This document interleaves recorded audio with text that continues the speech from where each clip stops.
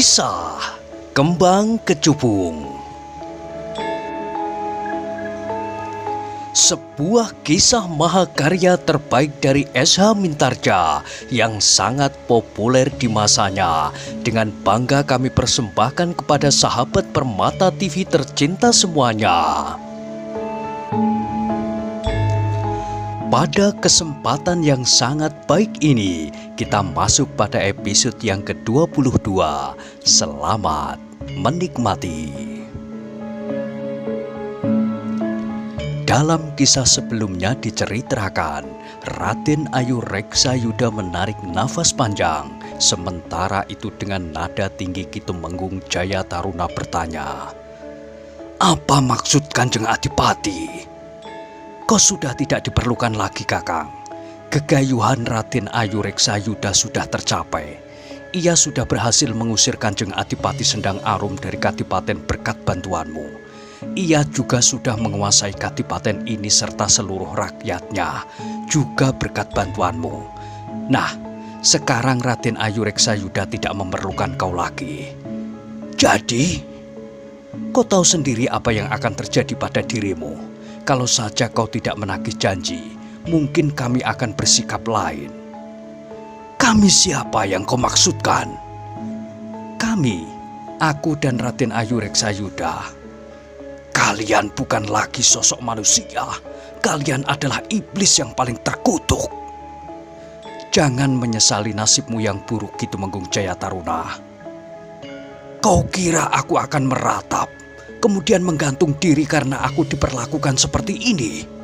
Tidak, aku harus mendapatkan yang aku inginkan. Aku akan menjadi adipati di Sendang Arum.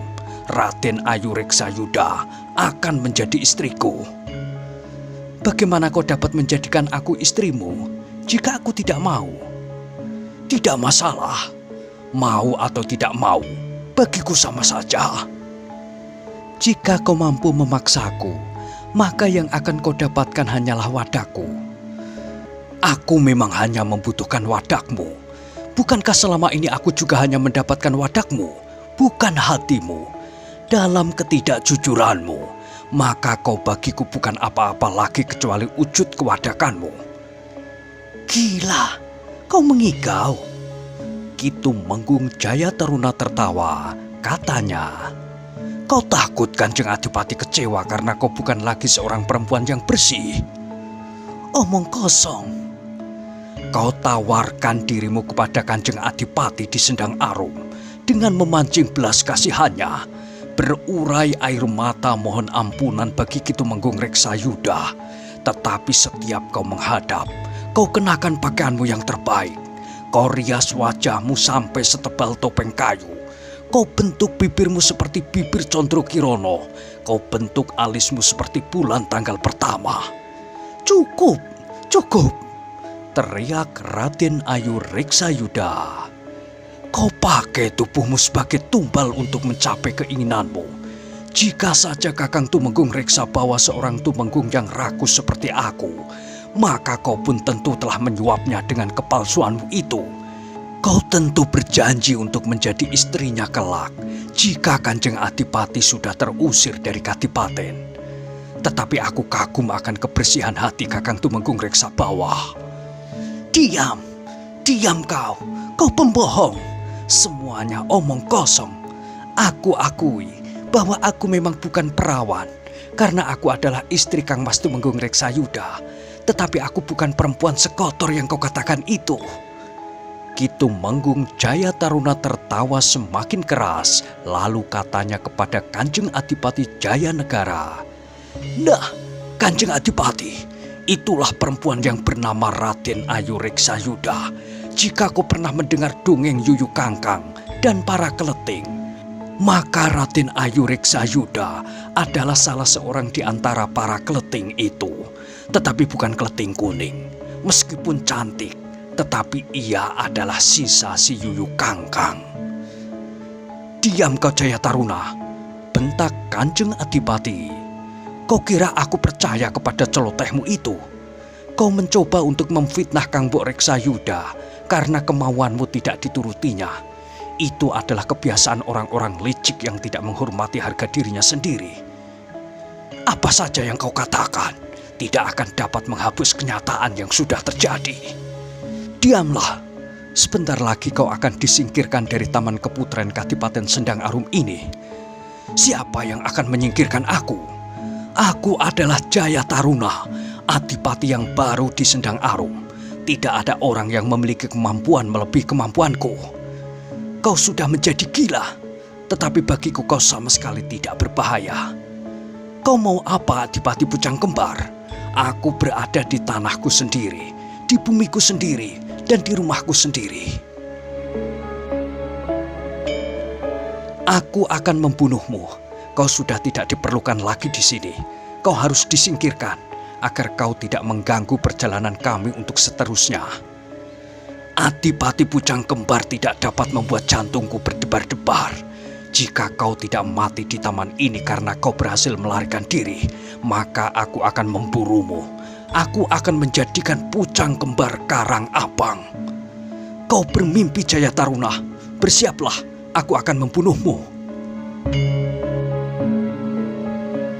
Ketika Kanjeng Adipati bergeser mendekat, maka Kitumenggung Jaya Taruna pun segera mempersiapkan dirinya pula. Kanjeng Adipati Pucang Kembar yang sangat marah itu pun segera menyerangnya. Dengan garangnya Kanjeng Adipati melanda Kitumenggung Jaya Taruna seperti angin prahara. Tetapi Kitumenggung sudah siap sepenuhnya. Karena itu maka ia pun mampu menghindari serangan itu. Bahkan dengan cepat Kitumenggung Jaya Taruna pun telah membalas menyerang. Dengan demikian maka pertempuran di Taman Keputren itu dengan cepat menjadi semakin sengit. Keduanya telah meningkatkan ilmu mereka masing-masing. Kanjeng Adipati adalah seorang adipati yang masih terhitung muda, tetapi dengan berbagai laku, Kanjeng Adipati telah menguasai ilmu yang tinggi. Namun Kitumenggung Jaya Taruna pun memiliki kemampuan yang tinggi.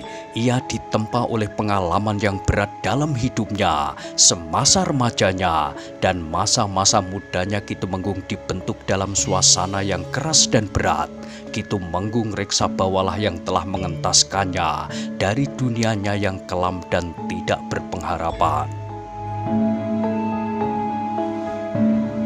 Oleh Kitumenggung Reksabawa, kehidupan Jaya Taruna mulai terangkat.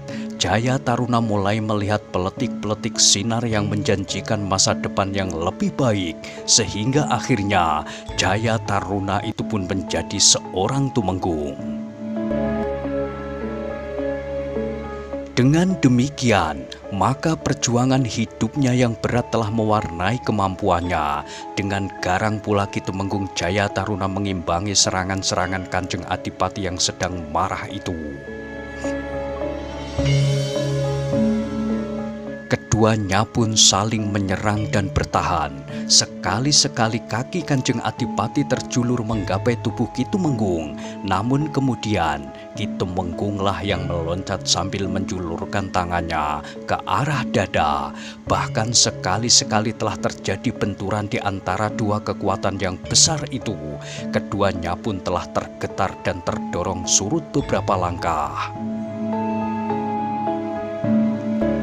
Kanjeng Adipati itu tergetar beberapa langkah surut ketika Kitumenggung Jaya Taruna berhasil mengenai dadanya. Tangannya yang terjulur lurus berhasil menerobos pertahanannya sehingga terasa seakan-akan segumpal batu padas telah jatuh menimpa dadanya. Namun Kanjeng Adipati dengan cepat memperbaiki kedudukannya. Ketika Tumenggung Jaya Taruna meloncat menyerang, maka dengan cepat kaki Kanjeng Adipati itu terjulur lurus mengenai lambungnya. Kitumenggung Jaya Taruna terdorong beberapa langkah surut, namun Kitumenggung masih tetap mampu mempertahankan keseimbangannya sehingga ia tidak jatuh terlentang.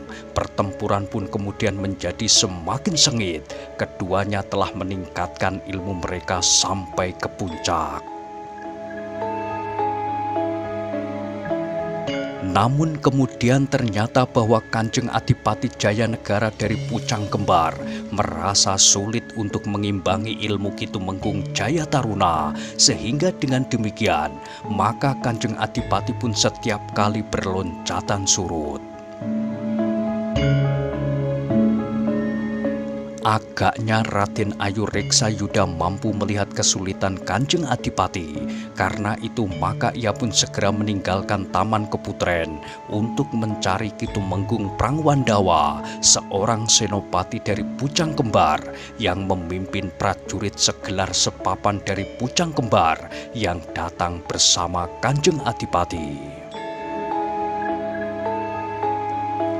Agaknya Ki Tumenggung Prangwandawa tidak tahu apa yang terjadi di Taman Keputren. Karena itu, ketika berlari-lari kecil Raden Ayu Reksayuda menghampirinya di Pringgitan, maka Ki Tumenggung Prangwandawa itu terkejut. "Di mana Kanjeng Adipati sekarang?" "Di taman." "Apakah Raden Ayu sengaja menjebaknya?"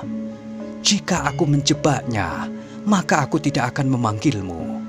Ki Tumenggung Prangwandawa itu pun berlari menuju ke Taman Keputren. Di taman Kanjeng Adipati benar-benar sudah berada dalam kesulitan. Karena itu maka Kanjeng Adipati pun segera menarik kerisnya. "Kau akan mati oleh pusakaku Jayataruna. Jika pusakaku sudah keluar dari warangkanya, maka keris ini harus meneguk darah. Kali ini darahmu lah yang akan diminumnya." Namun Ki Tumenggung Jayataruna pun segera menarik kerisnya pula sambil berkata, "Jangan sesumbar Jayanegara, kau tidak dapat mengingkari kenyataan bahwa kau tidak dapat mengalahkan aku. Tetapi kerisku yang haus ini akan minum darahmu. Kau lihat, pamor kerisku yang cemerlang. Kerismu bukan apa-apa dibanding dengan kerisku Jayanegara. Apalagi orang yang memegangnya memiliki kelebihan. Maka jangan menyesal bahwa kau datang ke Sendang Arum sekedar ingin dikubur. Mungkin Raden Ayu Reksayuda akan menangisimu. Tetapi jika mayatmu sudah ditimbun dengan tanah, maka Raden Ayu sudah akan dapat tertawa lagi. Ia sudah melupakanmu. Karena itu, ia akan selalu bersamaku." "Setan kau Jayataruna!" Terdengar suara di pintu butulan. Ketika mereka berpaling maka dilihatnya Ki Tumenggung Prangwandawa berdiri tegak di pintu sambil bertolak pinggang. "Kau sadari apa yang kau lakukan Jayataruna? Kemarilah pengecut. Kau hanya seorang abdi. Kau tidak perlu mengetahui persoalan apa yang telah terjadi. Tetapi jika kau akan menjilat telapak kaki Bendoromu, marilah keroyok aku." "Anak demit, kau kira kau ini siapa, Aku Adipati Sendang Arum, suami Raden Ayu Reksayuda. Kelak kau harus memanggilnya Gusti Putri, bukan hanya sekedar Raden Ayu." "Kau masih saja mengigau. Apa yang hamba lakukan, Kanjeng?" "Kita bunuh orang gila ini. Marilah, datanglah bersama-sama. Aku akan melumatkan kalian di sini." Mereka pun segera terlibat dalam pertempuran yang sengit. Ki Tumenggung Jayataruna seorang diri melawan Kanjeng Adipati Pucang Kembar dan senopatinya yang terpercaya, Ki Prangwandawa. Namun betapa tingginya ilmu Ki Tumenggung Jayataruna, ternyata ia tidak mampu mengimbangi kekuatan kedua orang lawannya. Sehingga sekali-sekali Ki Tumenggung Jayataruna harus berloncatan mengambil jarak. Namun Kanjeng Adipati dan Ki Tumenggung Prangwandawa tidak banyak memberinya kesempatan. Setiap kali mereka segera memburu dan menyerang seperti banjir bandang. Ternyata bahwa Ki Tumenggung Jayataruna benar-benar terdesak. Ki Tumenggung Prangwandawa pun telah menarik kerisnya pula, sehingga 3 buah keris yang hitam berkilauan dengan suasana warna berbeda saling menyambar di udara. Ternyata keris Kanjeng Adipati mampu menembus pertahanan Ki Tumenggung Jayataruna, sehingga ujungnya telah menyentuh kulitnya, sehingga segores luka telah menganga. Tumenggung Jayataruna segera menyadari bahwa ia tidak akan mampu mempertahankan dirinya melawan kedua orang itu, apalagi tubuhnya telah terluka. Ia tahu bahwa keris Kanjeng Adipati itu tentu mengandung bisa yang keras. Karena itu, ia harus mempunyai waktu untuk mengobati lukanya itu sebelum bisanya menjalar kemana-mana. Karena itu, maka Tumenggung yang tidak dapat ingkar dari kenyataan itu memilih untuk meninggalkan arena pertempuran. Dengan tangkasnya Tumenggung Jayataruna pun segera berlari ke pintu butulan, meloncat ke longkangan, dan berlari melalui pintu seketeng. Turun ke tempat kudanya ditambatkan. Dengan sigapnya Tumenggung Jayataruna pun telah meloncat ke punggung kudanya. Sesaat kemudian, maka kudanya pun berlari seperti dikejar hantu, meninggalkan dalam kadipaten. Kanjeng Adipati dan Tumenggung Prangwandawa mencoba untuk mengejarnya lewat pintu seketeng, sementara Raden Ayu Reksayuda berlari ke pendopo dan berteriak, "Tangkap Tumenggung Jayataruna, jangan biarkan orang itu melarikan diri." Demang Ngampel dan Demang Wangon terkejut. Serentak mereka berdiri dan bertanya, "Apa yang telah terjadi? Kalian lihat Tumenggung Jayataruna melarikan diri?" "Melarikan diri?" bertanya Ki Demang Wangon. "Ya, melarikan diri. Siapkan sekelompok orang-orang kalian, kejar dan tangkap hidup atau mati." "Kenapa Tumenggung Jayataruna harus ditangkap?" "Tumenggung Jayataruna ternyata ular berkepala dua. Ia sangat berbahaya." Kedua orang Demang itu masih termangu-mangu ketika Kanjeng Adipati Jayanegara mendekati mereka dan berkata, "Tidak perlu." "Tetapi ia sangat berbahaya, Dimas," sahut Raden Ayu Reksayuda. "Tidak seorang pun yang akan dapat bertahan hidup jika kulitnya tergores oleh ujung kerisku, seperti Tumenggung Jayataruna. Ia tentu akan segera mati. Bisa di ujung kerisku adalah bisa yang sangat tajam." "Tetapi jika ia mampu mendapatkan obatnya?" "Tidak, sulit sekali untuk mendapatkan penawarnya. Sebelum ia menemukan seseorang yang dapat mengobatinya, ia tentu sudah mati. Seandainya Tumenggung itu pulang, maka ia hanya akan mendapat kesempatan sekejap untuk minta diri kepada Nyi Tumenggung." Raden Ayu Reksayuda mengangguk-angguk, sementara itu Ki Demang Ngampel bertanya, "Apa yang sebenarnya telah dilakukan oleh Tumenggung Jayataruna?" "Ceritanya panjang, Ki Demang," jawab Raden Ayu Reksayuda. "Besok aku akan memberikan penjelasan selengkapnya. Tetapi untuk sementara ini, aku hanya dapat mengatakan bahwa Tumenggung Jayataruna telah berjuang tidak bagi kepentingan kalian, tidak bagi kepentingan rakyat Sendang Arum yang haus akan keadilan dan kebenaran. Tetapi ia berjuang bagi pamrih pribadinya. Pada saat kita berada pada puncak perjuangannya, Tumenggung Jayataruna menjadi seperti orang gila. Aku dipaksanya untuk menuruti keinginannya. Untunglah Kanjeng Adipati Jayanegara di Pucang Kembar dan Tumenggung Prangwandawa melihat kekasarannya, sehingga mereka telah menyelamatkan aku." Ki Demang Wangon dan Ki Demang Ngampel mengangguk-angguk kecil, namun mereka nampaknya masih agak ragu terhadap keterangan Raden Ayu Reksayuda itu. Tetapi mereka tidak bertanya lebih jauh, apalagi Raden Ayu Reksayuda serta Kanjeng Adipati dan Ki Tumenggung Prangwandawa telah masuk lagi ke ruang dalam kadipaten. "Jangan hiraukan lagi Jayataruna, Kang Bo," berkata Adipati Jayanegara kemudian. "Baiklah Dimas, aku percaya kepada Dimas." "Ia tidak akan mencapai pintu gerbang kota, Raden Ayu," berkata Ki Tumenggung Prangwandawa. Raden Ayu Reksayuda itu mengangguk-angguk. Dalam pada itu Ki Tumenggung Jayataruna melarikan kudanya semakin cepat. Semula ia ingin pulang, tetapi niat itu diurungkan. Para prajurit di dalam kadipaten agaknya tentu akan mencarinya di rumahnya. Karena itu, maka Ki Tumenggung pun melarikan kudanya keluar pintu gerbang kota. Sebenarnya lah bahwa racun di tubuhnya sudah mulai menjalar bersama dengan darahnya. Ketika ia sampai di sebuah bulak yang sepi, Ki Tumenggung menyempatkan diri berhenti sejenak. Diambilnya obat penawar racun yang selalu dibawanya. Dengan hati-hati obat itu pun ditaburkannya di atas lukanya. Tetapi tidak terasa akibat apa-apa pada luka itu. Tidak ada darah yang kental yang mengalir didesak oleh darah segar di dalam tubuhnya.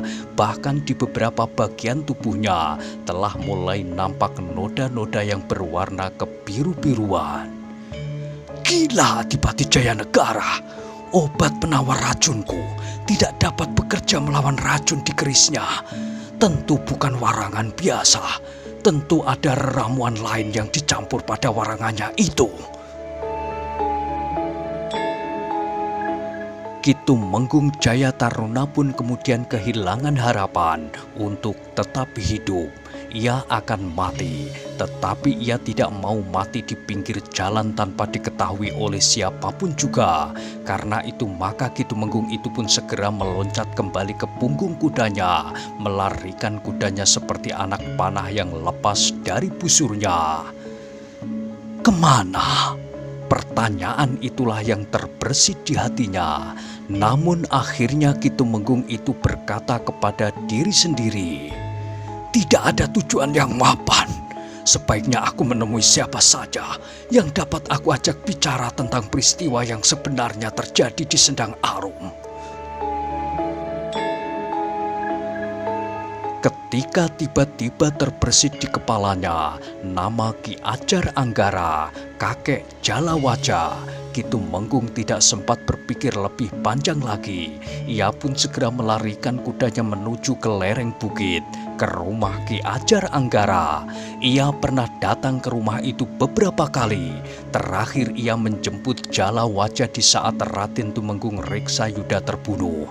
Tetapi Jalawaja ternyata tidak mau datang karena keberadaan Raden Ayu Reksayuda di rumahnya. Ki Tumenggung Jayataruna tidak tahu persoalan apa yang ada di antara Raden Jalawaja dengan Raden Ayu Reksayuda. Yang diketahuinya Raden Jalawaja tidak setuju jika ayahnya menikah lagi dengan perempuan yang masih jauh lebih muda daripadanya. Aku akan mengatakan kepada Anggir Jalawaja, berkata Ki Tumenggung Jayataruna di dalam hatinya. Namun dalam pada itu, tubuhnya semakin lama terasa menjadi semakin lemah. Racun di lukanya benar-benar telah menyebar di seluruh tubuhnya. Hanya karena daya tahannya yang luar biasa, serta obat penawar racunnya yang sedikit menghambat, maka Ki Tumenggung Jayataruna masih tetap hidup betapapun ia menjadi sangat lemah. Tetapi kudanya masih berlari dengan cepat. Ki Tumenggung Jayataruna akhirnya menyadari sepenuhnya bahwa ia tidak akan mampu melawan racun di ujung keris Kanjeng Adipati Pucang Kembar. Ia pun tidak dapat berharap banyak kepada Ki Ajar Anggara. Mungkin Ki Ajar Anggara mempunyai obat penawar racun, tetapi mungkin penawar racunnya itu pun tidak akan berarti apa-apa.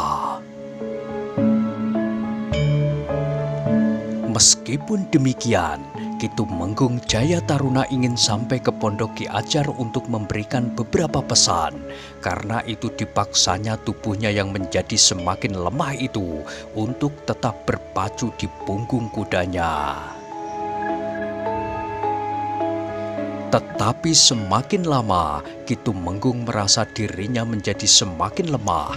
Bahkan Ki Tumenggung sudah mulai bimbang apakah ia akan dapat sampai ke pondok kecil tempat tinggal Ki Ajar Anggara. Bahkan apakah mungkin ia akan dapat bertemu dengan Jalawaja, meskipun ketika sekelompok prajurit datang mencarinya di pondok kakeknya, Jalawaja itu tidak ada. Pengharapan Ki Tumenggung Jaya Taruna timbul lagi ketika kudanya mulai memanjat tebing di lereng bukit. Pondok itu sudah tidak jauh lagi. Rasa-rasanya sudah berada di jangkauan tangannya yang lemah. Tetapi tubuh Ki Tumenggung menjadi semakin lemah. Bahkan Ki Tumenggung itu pun kemudian telah menelungkup di leher kudanya. Ki Tumenggung sudah kehilangan tenaganya sama sekali, sehingga ia tidak dapat berbuat apa-apa ketika kudanya itu berlari semakin lambat dan akhirnya berhenti. Rerumputan segar yang tumbuh di pinggir jalan sempit itu agaknya lebih menarik bagi kudanya daripada harus berlelah-lelah berlari di jalan setapak di lereng bukit. Sementara itu sebuah iring-iringan sedang berjalan menuju ke pondok di lereng bukit itu pula. Ki Ajar Anggara, Raden Jalawaja yang membimbing Raden Ajeng Ririswari, Suratama, Raga Jati dan Raga Jaya. Ketika mereka muncul dari balik sebuah gumuk kecil, Ki Ajar Anggara tertegun. Di lorong kecil agak di bawah, nampak seekor kuda dengan seorang penunggangnya yang menelungkup di leher kudanya itu. "Kau lihat kuda itu, Jalawaja?" bertanya Ki Ajar. "Ya, Eyang. Nampaknya ada yang tidak wajar. Penunggangnya tertelungkup di leher kuda itu. Aku akan melihatnya. Hati-hatilah, jika itu sebuah jebakan, maka kau harus dengan cepat menghindar." "Ya, Eyang." Namun ketika Jalawaja akan menuruni tebing, Suratama berkata, "Aku akan menyertaimu, Jalawaja." "Marilah, tetapi berhati-hatilah." Keduanya pun kemudian meluncur turun. "Kau di sini saja, Raden Ajeng," berkata Ki Ajar Anggara ketika ia melihat Ririswari bergeser menepi ke bibir tebing. Jalawaja dan Suratama dengan hati-hati mendekati orang yang menelungkup itu. Rasa-rasanya orang itu tidak bergerak, bahkan nafasnya mulai tidak teratur. "Agaknya orang itu terluka," desis Jalawaja. "Kisanak, Kisanak," panggil Jalawaja, tetapi orang itu tidak menjawab. Yang terdengar adalah erang yang tertahan. Jalawaja pun mendekati orang itu. Ketika ia mencoba melihat wajahnya, maka tiba-tiba saja ia berkata, "Suratama, Paman Tumenggung Jaya Taruna." Suratama terkejut. Dengan serta-merta ia meloncat mendekati tubuh itu dan memperhatikan wajahnya yang sebagian tersembunyi di leher kudanya. "Ayah, ayah!" Suratama hampir berteriak. Dengan serta-merta dibantu oleh Jalawaja, ia mengangkat tubuh itu dari punggung kudanya, meletakkannya di tanah, sedangkan kepala Ki Tumenggung itu berada di pangkuannya. "Ayah, ayah!" Suratama mengguncang-guncang tubuh ayahnya itu. Ki Tumenggung membuka matanya. Dengan suara lirih ia pun bertanya, "Kau siapa?" "Aku Suratama, ayah." "Suratama? Kau Suratama?" "Ya, ayah." Perlahan-lahan Ki Tumenggung membuka matanya dan mencoba untuk memandang anak muda yang menyangga kepalanya. "Apakah aku sudah mati dan nyawaku sempat menemui anakku?" desis Ki Tumenggung Jaya Taruna. Tidak, ayah masih tetap hidup. Bagaimana mungkin aku dapat menemuimu, Suratama? Aku sekarang berada di mana? Sementara itu mereka yang berada di atas tebing pun telah turun pula. Dengan hati-hati Raga Jati dan Raga Jaya membantu Raden Ajeng Ririswari yang ikut turun mendekati Ki Tumenggung Jaya Taruna. Ki Tumenggung, desis Ki Ajar Anggara di telinga Ki Tumenggung Jaya Taruna. Kau siapa? Bertanya Ki Tumenggung lirih. Aku Ki Ajar Anggara, Ki Tumenggung. Ki Ajar Anggara? Ki Tumenggung berusaha untuk bangkit, tetapi Ki Ajar Anggara menahannya. Jangan bangkit, Ki Tumenggung. Nampaknya Ki Tumenggung telah terluka. Aku terluka oleh ujung keris Kanjeng Adipati Jayanegara, Ki Ajar. Keris itu beracun tajam. Suara Ki Tumenggung perlahan dan patah-patah. Ki Ajar Anggara pun segera melihat luka Ki Tumenggung. Nampaknya racun di ujung senjata yang melukai Ki Tumenggung itu sangat tajam.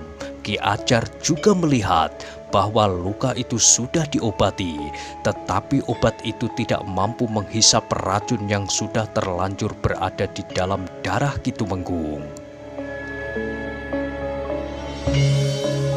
Ki Ajar pun kemudian telah mengambil sebuah bumbung kecil, ditaburkannya serbuk yang berwarna gelap di luka di tubuh Ki Tumenggung Jaya Taruna.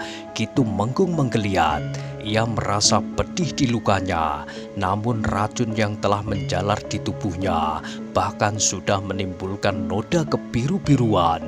Di beberapa tempat itu sangat sulit ditawarkan. Ki Tumenggung, berkata Ki Ajar, tempat ini sudah tidak terlalu jauh dari rumahku. Marilah, aku persilahkan Ki Tumenggung pergi ke rumahku. Mudah-mudahan ada cara untuk melawan racun di tubuh Ki Tumenggung. Tidak ada gunanya, Ki Ajar. Aku sudah tidak kuat lagi. Kita berusaha, Ki Tumenggung. Aku akan mati. Bukankah kita wenang berusaha, meskipun segala sesuatunya akan kita kembalikan kepada kuasa yang maha agung? Ki Tumenggung tidak menjawab, tetapi nafasnya menjadi semakin terengah-engah. Ki Ajar Anggara telah memasukkan sebutir obat di sela-sela bibirnya, obat yang akan dapat membantu daya tahan tubuh Ki Tumenggung Jaya Taruna. Suratama dibantu oleh Jala Waja, Raga Jati dan Raga Jaya kemudian mengangkat tubuh Ki Tumenggung itu ke atas punggung kuda. Dikembalikannya Ki Tumenggung seperti keadaan sebelumnya, menelungkup di atas leher kudanya. Marilah, kita akan melanjutkan perjalanan. Rumahku tinggal beberapa langkah lagi. Tetapi mereka tidak memanjat tebing yang tadi mereka turuni. Mereka memilih jalan yang lebih landai. Selain Ririswari yang akan mengalami kesulitan, maka kuda yang mendukung Ki Tumenggung itu pun akan mengalami kesulitan pula. Perlahan-lahan mereka bergerak menuju ke pondok Ki Ajar Anggara. Jarak yang pendek itu terpaksa ditempuh dalam waktu yang terhitung panjang, namun akhirnya mereka sampai ke regol halaman pondok Ki Ajar Anggara. Nah, bagaimanakah kisah selanjutnya? Silahkan ikuti terus kisah Kembang Kecubung pada episode berikutnya. Sampai jumpa.